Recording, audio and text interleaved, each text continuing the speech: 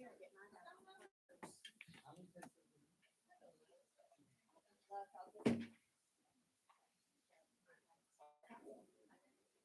some point, it's not the pins anymore. He's a dartboard. He is a dartboard.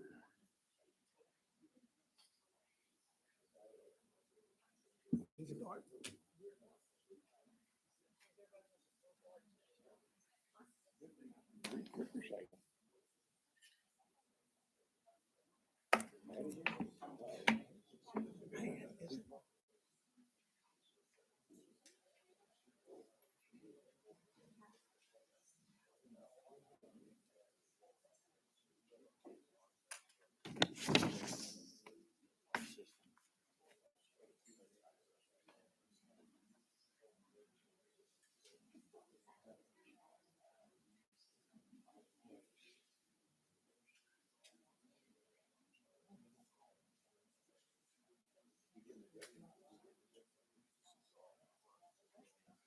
It's live.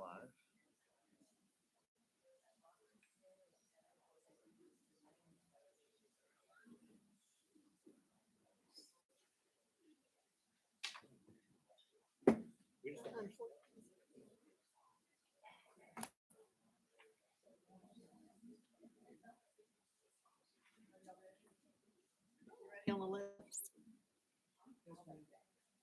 I'd like to call this meeting to order and ask that you rise for the invocation given by Reverend Zuck. Let us pray. Heavenly Father, we give thanks for this day and for this time we can gather and make decisions for this district. We give thanks for all the people who make it such an awesome district. Guide us with your spirit of love and thank you for all the blessings. We pray in Jesus' name.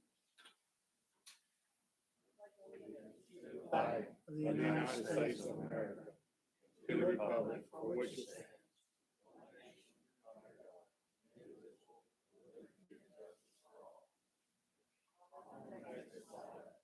Pledge allegiance to Texas.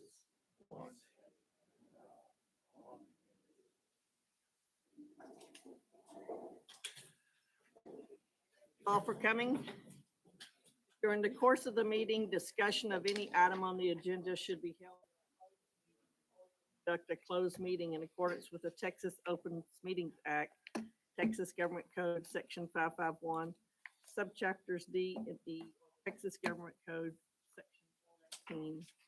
Before any closed meeting is convened, the presiding officer will publicly identify sections of the act authorizing the closed meeting. Discussion will be limited only. All final votes, action, or decisions will be taken in open meeting. At regular meetings, the board shall hear persons who desire to make comments to the board. Each speaker that is recognized shall limit their presentation.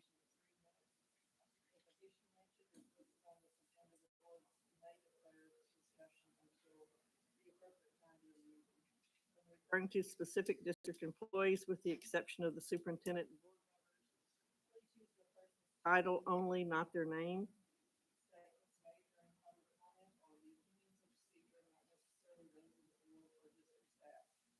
During public comment, please refrain from yelling, using profanity, attacks on district employees, or engaging in other uncivil conduct. Liable for their statements. We have a couple of people that would like to speak. Carl LeBlanc. Oh, yep, absolutely. Davis.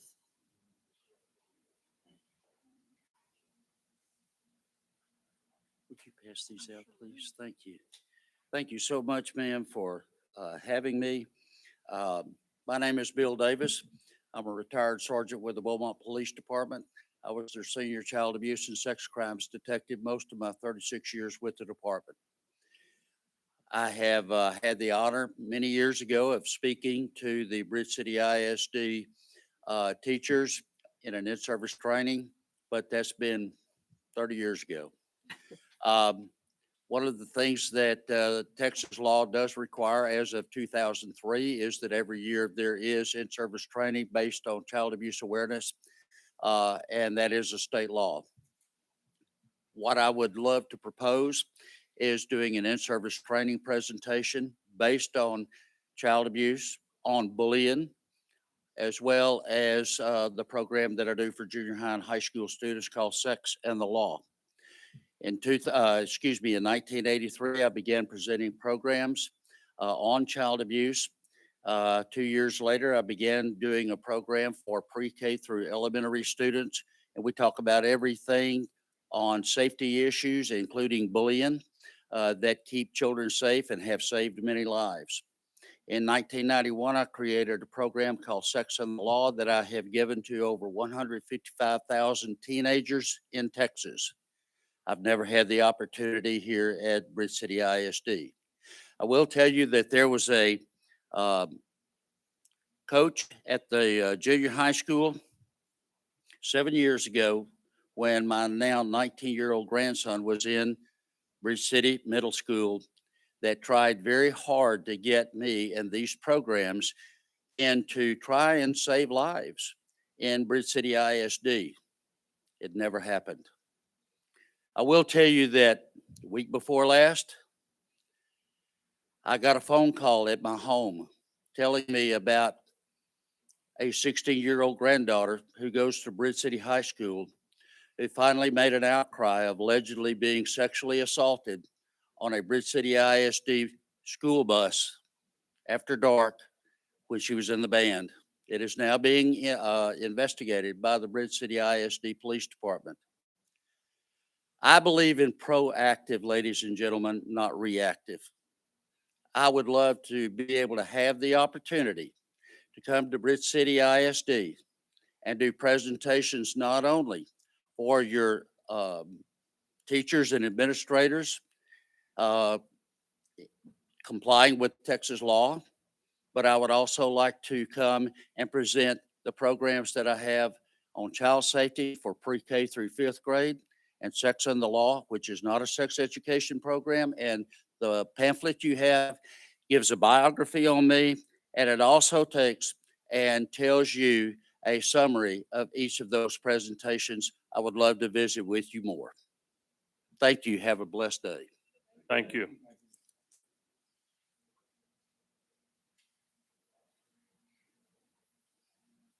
Item number 3 is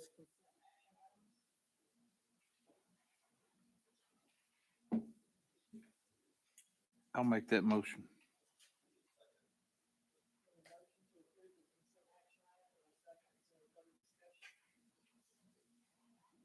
all in favor, raise your right hand. Opposed?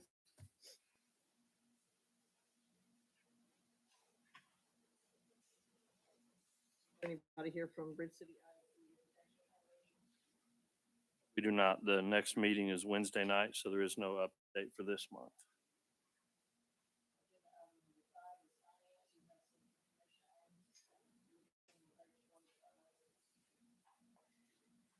Yes, Bridge City Intermediate has received a donation of $100 from Kinzel Auto Group.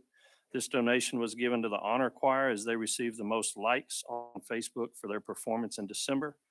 And then Bridge City High School received a $110 donation from Education First Federal Credit Union to be used at the principal's discretion for campus needs. Are the action items until after our closed session?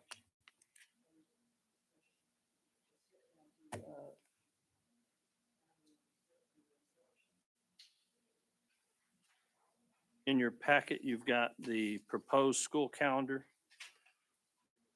page. 79.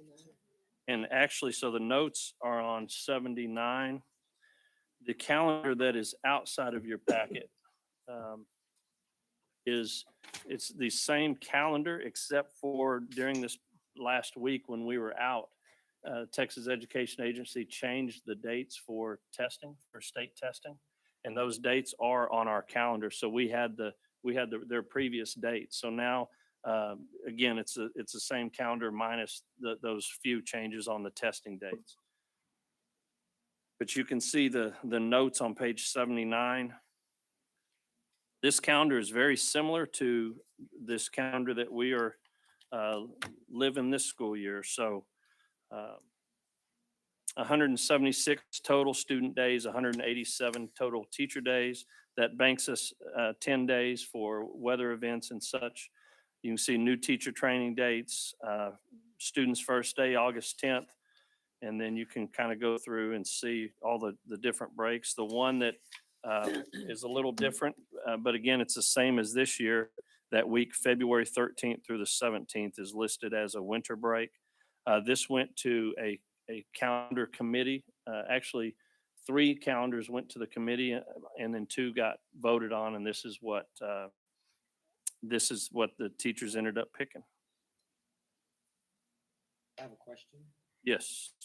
So, what is the reason behind the winter break? I know this is the second year when I've had people ask, why we have a winter break? The reasoning behind it, or? The winter break is something that a lot of schools do in this area.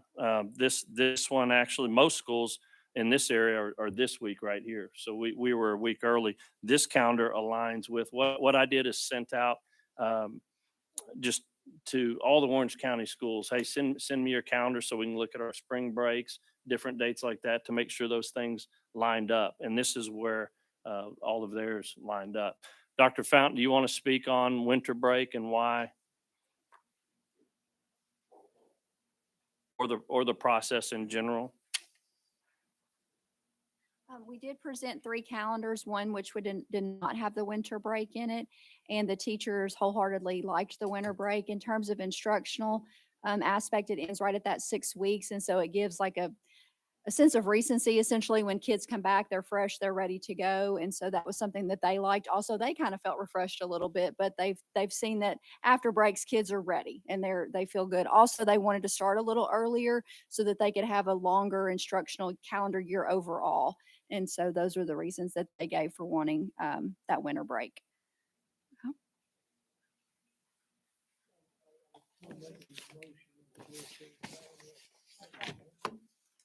Motion and a second on approving the calendar. Further discussion? Not all in favor, raise your right hand.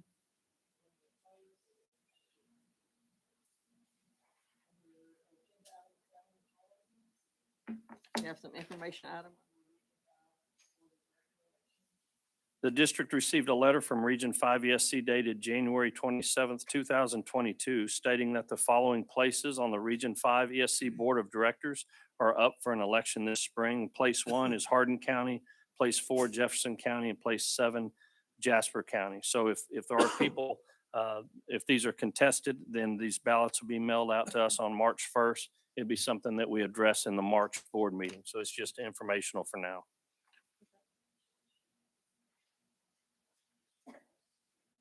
Action items, call trustee election resolution for election. Come back to action items. Okay. Item number 8 is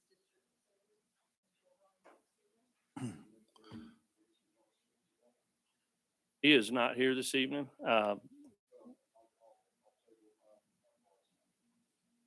Okay.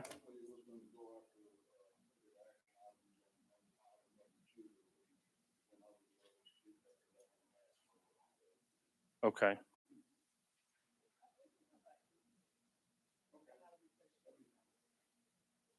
The only thing I'd say on the district operations facilities report, our elementary campus, the addition at our elementary, we did receive 65% completed plans. So those are in my office. So we're getting closer there. It really starting to take shape, coming to fruition, and it's just neat to see what that's going to look like and how that's going to benefit our campus. Baseball, softball fields, good shape. Those guys are back in action as of the last couple weeks, and then of course all of our athletic complex is coming along.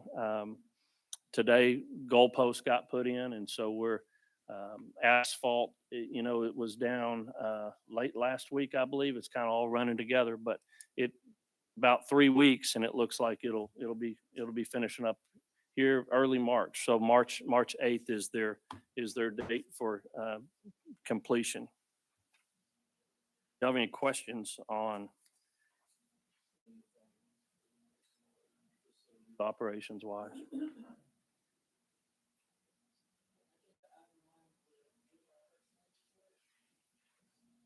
Really, the only thing I've got here in this report, Rebecca Taylor has been serving in the transportation coordinator role all year, due to some health issues with Rhonda, who was in there. And so we have made that transition official.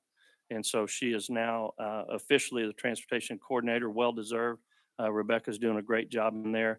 And then we did have one termination at the middle school. So fairly quiet on the personnel front. And then right now we have a total of 4 students and 1 staff member who are in quarantine with COVID. So we've really doing well there. We've done well since the beginning of this, really. I mean, the Delta variant from the first, they've kind of had their peaks and valleys, but we feel like we've done a good job. Our custodians, maintenance crews, doing phenomenal there and keeping our kids and our staff safe. So, and our numbers show it, and they have shown it the whole time. So, kudos to that group.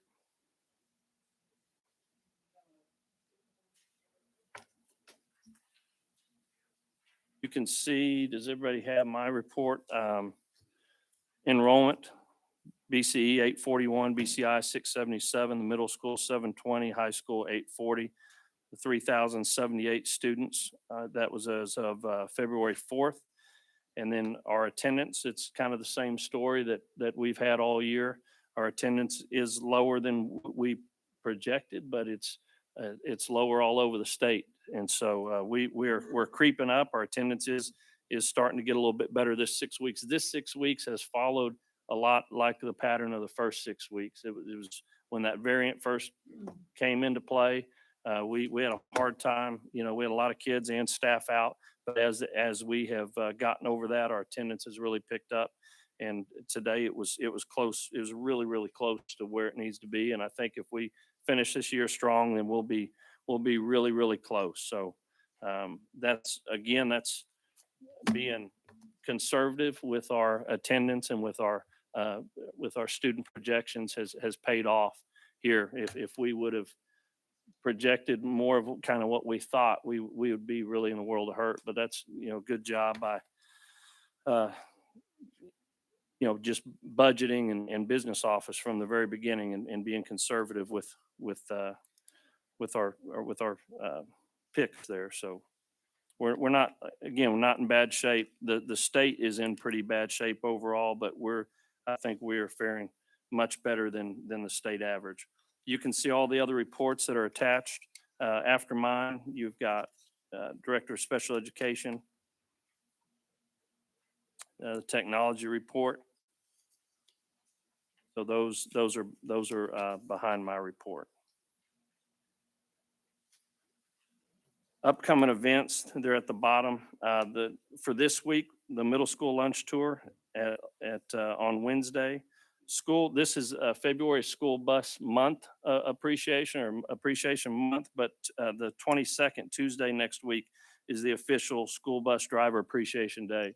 And we do appreciate those guys and girls. They are the first face that a student sees in the morning, and the last face they see when they go home from representing Bridge City ISD. So we talk all the time about the importance of those folks and their attitudes in the morning, and we have a great crew that starts our students off on the right foot. So that's well deserved day and month for those folks. We'll continue to celebrate them the rest of the month. Bridge City ISD is hosting the Mayor's Breakfast at Old Orange Cafe on March 1st. You can see our Maintenance Worker Appreciation Day, March 4th. BCI Board Lunch Tour is Wednesday, March 9th at 11, March 14th through the 18th is spring break. And then our next board meeting is Monday, March 21st. Do we want to go into a quick executive beginning at 6:20.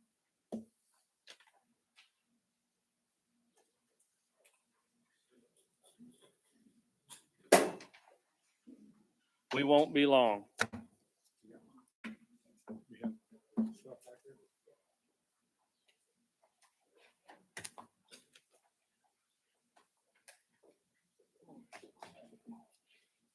Thank you, ma'am, for handing these out. No problem.